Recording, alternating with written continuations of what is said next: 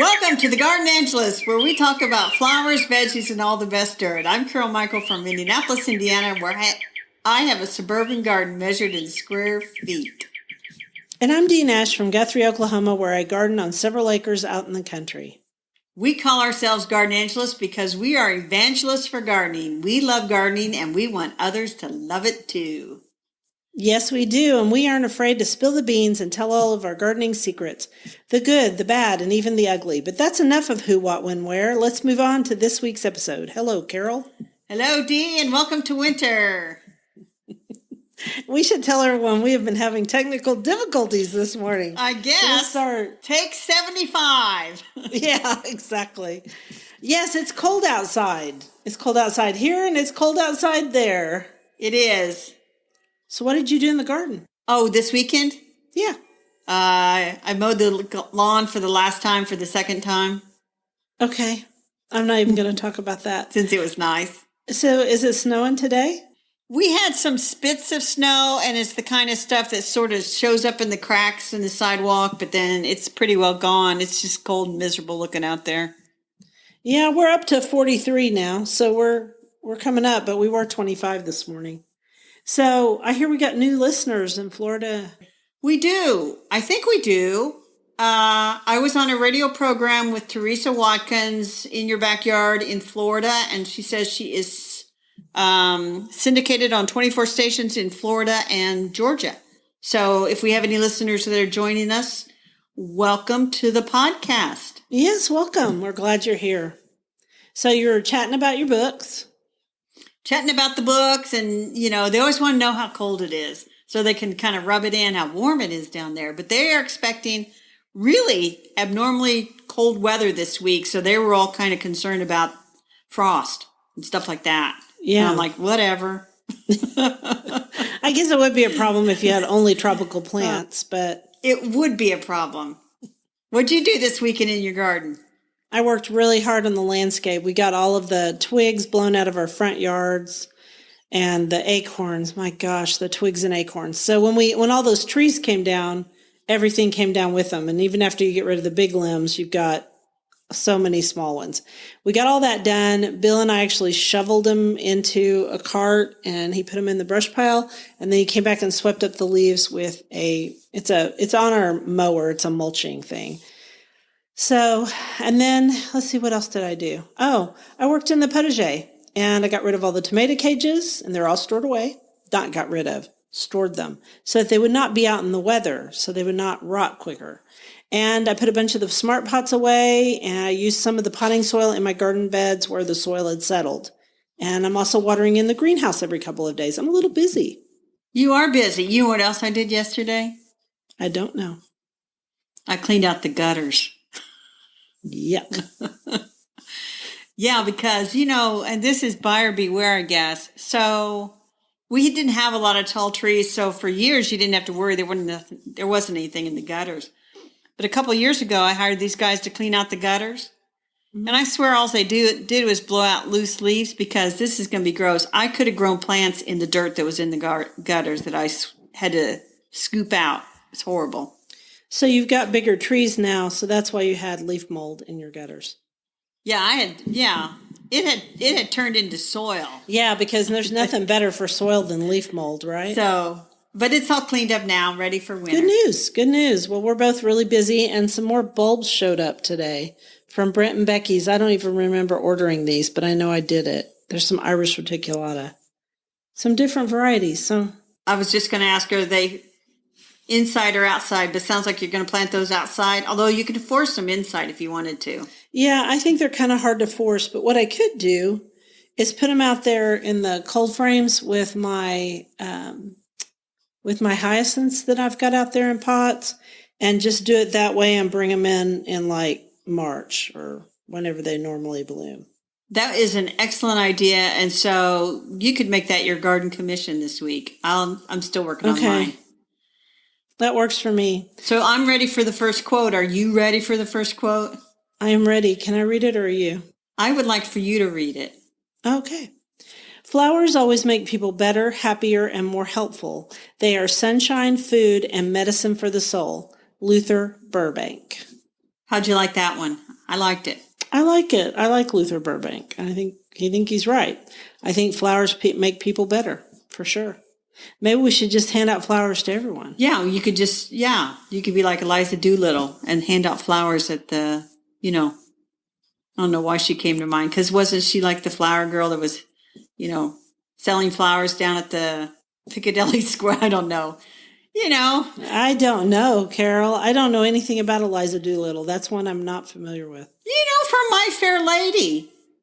I have seen it once a long time ago. Okay. Sorry. Well, the reason I picked that quote is because we're talking about trends that we saw in garden design. We thought we'd talk about a few of them. Okay. So we're talking about trend number 8, they call it, which is adding more houseplants. It said everybody's adding more houseplants. I'd say that's an obvious trend. Yeah. We've already talked about there was going to be a shortage of houseplants. Yep. And the problem is the grower, it's not like you can start a tomato seed and then in 6 weeks you have a plant you can sell. You got to grow these houseplants on a little bit. They got to be pretty well rooted. Right. And so that's a bit of a problem for them to meet the new demand that they're suddenly seeing because they don't have the plants ready. And so if they ship them out too early, you're going to get some bummer plants. Too small. Yeah, I have a bummer plant. I think I finally killed it, but that's another story. It was one that came to me not very well rooted, and I tried to put it in a different pot, and it did not like that pot. It did not like being moved, and it just decided to give up the ghost. And I thought, I have a lot of houseplants. It's okay. It's okay, people. When you kill stuff, it's okay. It is okay and we say it's okay because we've collectively and individually killed thousands of plants, no doubt. Oh, sure. Yeah. I think everybody does who gardens. So remember last year when I became addicted to red aglaonemas? I do. And because of that, I have 3 of those red Valentine ones sitting here on my windowsill. I'm looking at them right now. Ask me why I have 3 of them, Dee. Why do you have 3 of them? Because I got a great big one and I thought, you know what? I'm going to divide those things up and put them in 3 different containers. And son of a gun, it worked. They're still alive. They're growing. They look pretty good. Yeah, they're pretty easy and I love them. I still love them. They look great with poinsettias and other things. They look great with everything. So I only killed one. There was one I couldn't keep alive. I mean, it's on its last little piece. And it's a green and white one, and it just doesn't want to live here, and I'm tired of messing with it. I've noticed that sometimes they will rot off at the top of the soil. So, but back to the problem about talking about this is we might want more plants, but I'm out of room. Well, I'm not necessarily out of room. I think I could find a few more places. There's a foot on each side of these red Valentine plants, Okay. So I could get 2 more in here. But here's the real problem. So today it's 32 degrees outside. And if you go to buy a true tropical plant, getting it sometimes from the greenhouse or the garden center into your car, you got to take it straight home because even a little bit of chill in those can set them back pretty good. Yeah, it can. So you really have to be careful. So what are you going to do when you will you buy a poinsettia this year? Well, I will. If I see one that really speaks to me and says, wow, because I wasn't going to buy one year and then I saw one with variegated leaves and I thought, oh, I want that one. Right. And I saw it at a Walmart of all places. Yeah, you just never know. I snatched it up. You never know where you're going to find stuff. So the reason I ask that is that's a case where even here, because it gets cold at Christmas time, we have to double bag them so that we don't, and you don't want to leave them in your car while you're doing Christmas shopping. You got to get home with them because they're tropicals. Yeah.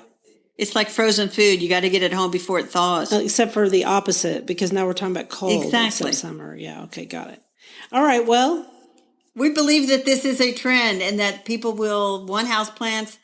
And I think, right now they're going to go after the Christmas plants, like you said, the poinsettias. And I'm always looking for hellebores that are grown as houseplants and Christmas cactus, whatever. But then in January, when people have cleared out all the Christmas decor, I think they're going to go nuts trying to get houseplants. That's when I always get the mood. In January, February? Yeah, then it's like, I need more houseplants. I think I have about 30 right now, so I don't need any more. I'm good. We don't count things like this, Dee. We just kind of... We don't. Okay, we won't count them then. You want to do the quote? Okay, I'll do this next quote. Always do your best. When you plant now, you will harvest later. Augmendina. Augmendino. Isn't he like a positive speaker guy? Probably. I think what he's talking about Anyway. planting is, good habits or whatever, but it works for Right. plants too. So our next It does. trend was we're using it under our veggie section, and it is that gardening sustainably, which again, I think this is an obvious trend. Yeah, this is a trend. I mean, in some ways, it kind of goes back to the minimalist movement to really reduce your footprint and only get what you really need. Right. And I think it's a bit of an overused term, don't you? Yeah. I mean, what does it mean to you? For me, it means just not being wasteful, if possible. That's what it means to me. Not being wasteful and trying to keep stuff out of the landfill. So we have some ideas about how to be sustainable in the garden if you're trying to be. And I think it is good to try to be. So reuse what you have, what you can in the garden. And what I thought of when we wrote about this was buy good tools and then take care of them. Don't waste tools. Don't waste money on cheap tools that instantly break and end up in the landfill. True that. And we have spent significant money on tools, you and I. Yes. And it even goes in one of my books, and I can't remember which book it was in. I wrote that I won't sell cheap gardening tools even at my garage sale, because what if somebody buys it and it breaks and they're put off of gardening forever? Boy, you're taking a lot of responsibility, but hey. I cannot have that responsibility. So I put it in my book. You will not, if there's a tool for sale at a garage sale, look, I hate garage sales. But if you were to come here on a garage sale, believe me, if I sold a tool, it'd be a darn good one. Okay, and then the next one was reduce what you use in the garden. And what I thought of there was don't waste water and other finite resources. Right. Water responsibly. Yeah. So here you would use drip irrigation. Where you live, you don't have to water as much. Yeah, only water when you absolutely need to, which we do get dry spells in the summer, but, don't panic the first time that as they say, the proverbial zucchini leaves look all wilted in the afternoon. It just means they've transpired more water than they took up, but they will recover overnight. And that's in Indiana, people. If your zucchini look wilted in Oklahoma, it means you have squash bugs, and they're probably on the last end of their lives. But, just remember to water with drip, figure out how you're going to water ahead of time. And also, I thought about peat moss potting soil. There's a real movement to use less peat moss because it's it's renewable resource, but it's thousands of years to renew it. Exactly. And so reuse part of your potting soil. I know that in the past, garden writers have told people that they should never reuse any of their potting soil because of, microorganisms that are bad and stuff like that. The truth is I reuse about 2/3 of mine every year. And then I put in a third. It's kind of hogwash to think about reusing all that potting soil, especially if you have big containers. There is no way I'm rebuying all that potting soil. Reuse, reuse, reuse. And what you don't use, put it on the compost pile. Right. Using the compost pile, I put it in on top of my soil because all those potting soils that I bought this year for the tomatoes, they were really good potting soil and they were made of all kinds of good things. All right. Recycle. Reuse things in the garden like plastic salad containers. Or those payway containers, those payway to go containers are the best for seed starting. I don't even know what a payway container is. Do you have payway up there? I don't think we do. Oh, what okay. is it? Payway is a really wonderful, it's a Asian food restaurant. And a lot of people are getting to go food right now because of the pandemic. And so Payway has wonderful, strong containers, and you can reuse them a bunch of times. And I use them to make, like in the beginning of the year when I'm getting ready to grow lettuce or whatever. Yes, those are, we don't have any payways, but I know what you're talking about. Some places have really, really good plastic containers, not that styrofoam stuff. No. And those are great for seed starting. Also great if you're going to grow microgreens inside. Yep. They're perfect for that. Because usually they have a clear top and the bottom is black. Be sure to poke holes in the bottom of them, Right. And then, by the way, does it have to be said that once you use a container like that for growing something, you should not use it for food anymore? No, for one thing, you've poked holes in it too. So all your food's going to come out and be dirty. Yuck. Okay, and then repurpose. And well, I was going to go back to say, if you I'm can't sorry. reuse the container, look at the plastics and see what number it has. You can throw it in the recycle bin. And then around here, there are some master gardeners and things. They will take plastic containers to reuse for their plant sales and things. That's a great idea. And I try to reuse all of my plastic containers. If I buy stuff at the potting store, I reuse those. I put them in a 10% bleach solution and start seeds. Because, this is a little known fact. This is a little known facty. Those plastic nursery containers, if you leave them in a pile in your patio, they will double in number. Oh, they're like socks. Yeah, suddenly it's like, well, I didn't think I had that many. And then the next thing you know, it's like, wow, I got a lot of containers. You can also here take your containers to a couple of local nurseries and to Lowe's, and they will reuse them or recycle them for you. So that's another idea too. What about repurpose? Yes. You can repurpose things. You can repurpose things. You can use bamboo stakes for things, and you can use window blinds to make labels for your plants. And if you use Sharpie, you have to push it down into the soil so that the stuff doesn't come off in the sun because the sun's too strong here. But that does work, and I did it for years. Yes. And then a lot of people they'll use like an old kid's wagon or a kitchen colander as a planting container. I've never had much luck with those, but I see it all the time and I think, oh, that's really cute. But then I realize they probably planted it up for the picture and then it doesn't really grow after that. So be careful about some of those reused containers. Yeah, some things, doesn't work. So you were going to talk about your brother-in-law. Well, my brother-in-law carves bowls and vases and things out of all kinds of different wood. So he ends up with all these chippings from his wood carving. And I've gotten several bags of that, which I used some of it where I wanted to just like kill weeds, and it did a good job of suppressing the weeds.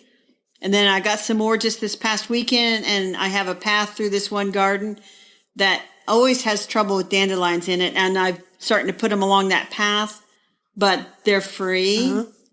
And free. My sister she is like, I can't use any more at the moment. So I'm like, I'll take a couple bags. So I get this text and he says, got 2 more bags. I'm like, what are you making? That's good. That's good. Wow. I wish I had somebody who gave me little wood shavings. That'd be nice. So we also here use our leaves. I mentioned this briefly at the beginning, I think, but since this is the 3rd time we've recorded this, I don't really know anymore. So I'm going to say it again. So we run over our leaves with a mulching mower, and we also have a big giant leaf shredder because I live on 7.5 acres. And no, I don't use all the leaves. I leave some for the lightning bugs. It's just the ones that are on the grass. I get rid of those. Anyway, long story short, the shredder broke the other day for good. It threw a bearing. I've had it since 2008. Yikes. And so this time we used the mulching mower, and Bill's on the lookout for a new one. So we'll see. Yeah, so that shredder, you got to take it to like a metal recycling or someplace like that. No, you know what Bill will do? He'll park it in the upper pasture and pretend it's not there. That's what Bill will do. I love Bill, but that's just him. That's just honest. Gosh.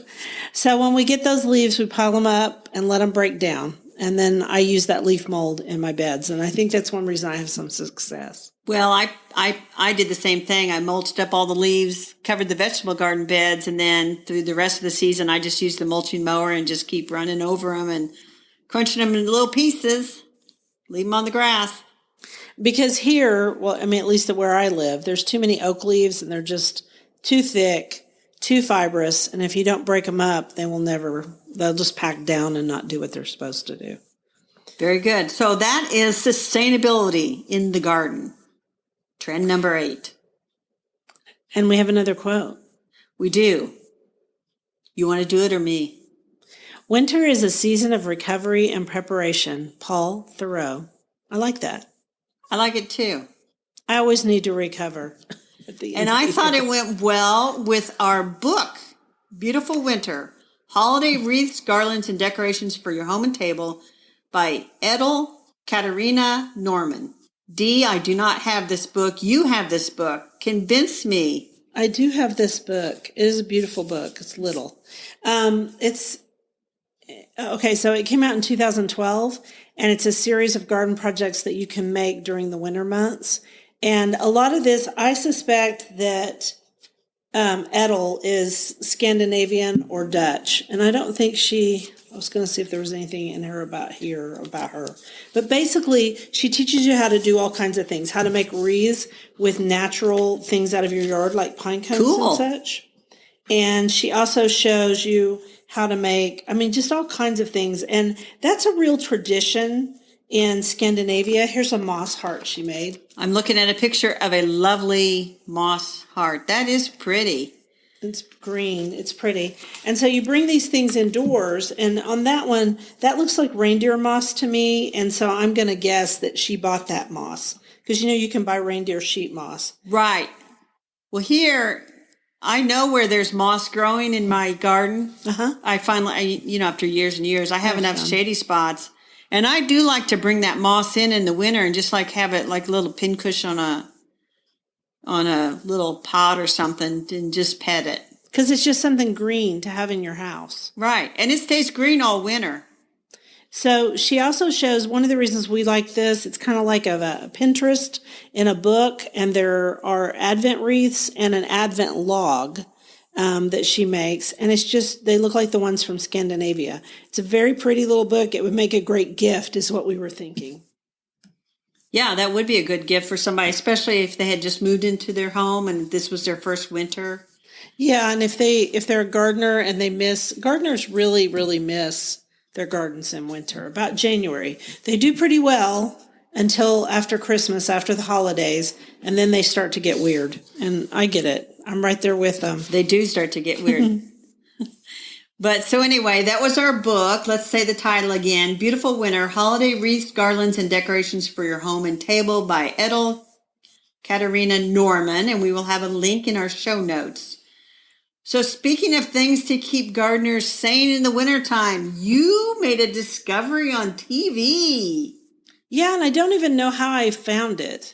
Martha Stewart has a new show out. This is the second season, but she filmed it all this year during the pandemic while she was at home. And I think she's still at home. But the ones I've watched, they're in day 80, which we're way past day 80 now. It's a lot. It's on HGTV and you can download it, which I did, or it's on Hulu if you want to pay for it over there. And I'd say it's a lot like her earlier show, but she does have guests by Zoom. And what I enjoyed seeing was her farm. She's lived there 17 years at this location. And I also like that she's kind of sassy. She's bossy, Martha. She's always bossy, right? Yeah. The show is Martha Knows Best. Yeah. But she's really sassy also. And some of that made me laugh. And she works a lot with Ryan, her gardener. But I have to say some of her gardening information is out of date. Can you believe I'm saying that on her podcast? I believe you're saying that. And you were texting me and you said that Martha was rototilling up the garden, her vegetable bed. She was rototilling the vegetable bed till she was using a good tiller, but still she's rototilling. And then she's also she rototills it first. And then she has Ryan make paths by shoveling the soil out of the paths into the bed. And it is really pretty, but what does all that rototilling do? It is messing with the earthworms and the soil microbes and everything. And so we used to do that as a kid. My dad would till the garden in the spring and create the paths, but man, that's not what you do today. Today you have raised beds and you leave that garden soil alone and just rough it up enough to be able to remove the weeds and then plant. Yeah. And I'm kind of surprised that she's still doing that. So there was that. And then she had a little segment where the funniest part of it is where they call people who have asked questions on HGTV. and then they put her on because nobody expects that. And so it's very funny. And she does give good advice. But then she was talking to Snoop Except Dogg. for the tilling part. Yeah. Although most people have raised beds. So there's hardly, I mean, unless you're going to go out and plant a brand new bed and you have to rototill out the grass, I just can't imagine. But anyway, that's just too much trouble, too much work, not good for the soil web. Ugh. And so this was weird. So she had Snoop Dogg on, and he was planting a tomato, and he had a whole series of containers, and she had him put it in a small terracotta container that was about a 12-inch one. Too tiny. It's never going to do much. Should have been a great big one. I thought, why didn't you do a 5-gallon container at least? I mean, I don't know. I don't understand. But his segment was humorous, and it made me laugh. And it was funny to watch him because he's planted a lot of things. And, of course, he had a marijuana plant. Because I was going to say Snoop Dogg was probably funny. He was probably hiring a kite. He might have been. I don't know. He didn't seem high at all. But he did have a marijuana plant. And he said, I need you to help me plant this pot plant. And she told him no, which they thought that was very funny. So anyway, it's fun. It's fun. I will try to watch it. I do not currently get HGTV, but I might see about it on Hulu. But just so people know we're not nuts about the tilling, we do have a link to the National Resources Conservation Service that talks about the food web of the soil and all that and why you shouldn't till. So we will include a link to that in the show notes. Plus, you don't have to double dig and all that stuff anymore. It's hard work. And gardening's hard enough. So our garden commissions are not to do anything too hard this week. That is correct. But I did want to make a point. Last week, we told people that you were going to talk about Wakefield pottery. Oh, did we? I forgot all about that. And so I looked it up, and that is some gorgeous looking pottery, Dee. Gorgeous. Yeah, he trained under Guy Wolf. You could tell. That was beautiful. And I'm like, wonder what I need. So I asked for some pieces from Bill for Christmas, which really means I went online and bought the pieces and said, Bill, this is what you're giving me for Christmas. And he said, great. So I love Wakefield pottery as much as I love Guy and Ben Wolf's pots, which I broke a Ben Wolf pot this week and I cried tears because they're kind of expensive, but they're kind of very expensive. We will include a link to Wakefield pottery. Just from the sheer goodness of our hearts, we get absolutely nothing for promoting it. No. Nothing. No. So just like, if we pique somebody's interest in really, really pretty and kind of expensive pottery, there's a link. So what? And there's a Instagrammer, gardening in New Jersey, gardening in NJ. And she makes me laugh because she loves Wakefield and Guy Wolf too. And of course, she lives a lot closer because Connecticut's closer to her than me. But anyway, she has a lot of pieces, and I noticed them in her Instagram, and so we ended up talking about it. And she told me about the Wakefield pottery sale. So sometimes, out of the goodness of people's hearts, you get a discount, which is nice. That is nice. So my garden commission, I think I'm just going to make a thorough pass through my houseplants.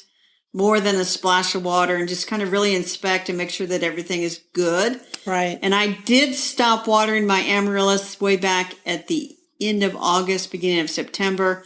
And on a couple of them, all the foliage has died back. So I may take some of those and start watering them again to see if they will start growing and produce a bloom for the holidays.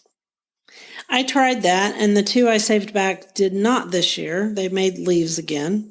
So I didn't leave them long enough. I should have written the date down, but that's okay. Well, we'll see. It's my own fault. I bet it'll work for you because you waited longer. So that's our garden commissions this week. Oh, and I'm going to go pot up those Irish reticulata and stick them out in the cold frame. We're really getting kind of lazy in the wintertime already. It's okay. We're allowed. Wait, your other commission was, did you, oh wait, never mind. You said about the irises, right? I did. Okay. I did. All right. You were daydreaming. No, yeah, I was daydreaming about those amaryllis and how pretty they're going to be. Maybe I'll go buy some wax amaryllis. I saw at Sam's Club they had a thing with 3 waxed amaryllis, and it was only like $20. I'm like, oh, awesome! I should have got it when I saw them, but I'll go back and they'll be gone. Oh well. Well, I might run down there after we get off. I could always use another amaryllis, especially a waxed one, because then I don't have to do anything except for set it on the table. Exactly. So anyway, we want to thank everyone for listening to The Garden Angelist. If you like our podcast, please tell your friends about us. Also, hit that subscribe button because you don't want to miss an episode. And if you listen on Apple Podcasts, we'd love a 5-star review. That helps us get noticed by others. Yes, and be sure and check out our show notes for links for more information about today's topics, plus links to our own websites.